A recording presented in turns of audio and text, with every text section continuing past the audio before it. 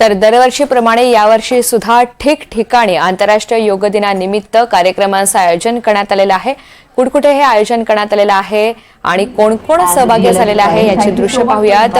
तर मुंबईमध्ये सुद्धा विविध ठिकाणी जे कार्यक्रम आहेत तिथे सेलिब्रिटीज हे सुद्धा सहभागी झालेत। गुड मॉर्निंग, नमस्ते। तर बॉलिवूड अभिनेत्री मलाइका अरोरा ही इथे प्रशिक्षण देताना आपल्याला पाहायला मिळते। ती स्वतः गेल्या अनेक वर्षांपासून योग साधना करते आणि त्याचंच महत्त्व पटवून देण्यासाठी तिथे कार्यक्रमाला तिने उपस्थिती दर्शवलेली आहे। जसे नेते मंडळी सहभागी झालेले आहेत तसेच सेलिब्रिटीज सुद्धा आज आंतरराष्ट्रीय योग दिनानिमित्त कार्यक्रमात सहभागी झालेले आहेत। सक्षम हो जाएगा, साक्षी हो जाएगा, उसको सिद्धि आ जाएगी, उसको समृद्धि मिलेगी, हर समस्या का अमृता फडणवीस आणि अर्जुन कपूर हे सुद्धा योग दिनानिमित्ताच्या कार्यक्रमामध्ये सहभागी झालेले आहेत। मुंबईमध्ये हा कार्यक्रम होतोय आणि तिथेच हे दोघे सुद्धा सहभागी झालेले आहेत। योग धारणा केली जाते। 10,000 साल पहले हमारे योगियों ने कहा था भूगोल भूमि गोल है, साइंस का जन्म नहीं हुआ था तभी।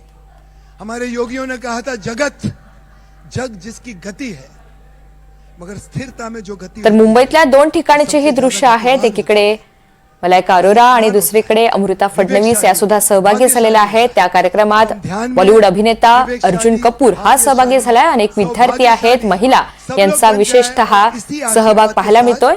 आज 11वा आंतरराष्ट्रीय योग दिन आहे आणि देशभरासह इतरही देशांमध्ये हा दिन साजरा केला जातोय। पंतप्रधान नरेंद्र मोदी यांनी हा दिन का साजरा करावा याचं सुद्धा महत्त्व सांगितलेलं आहे। आज ते विशाखापट्टणम या ठिकाणी आहेत आणि सर्व देशवासियांना त्यांनी संबोधन केलेलं आहे। योगाचं नेमकं आपल्या आयुष्यामध्ये किती महत्त्व आहे हे सुद्धा पटवून सांगितलेलं आहे।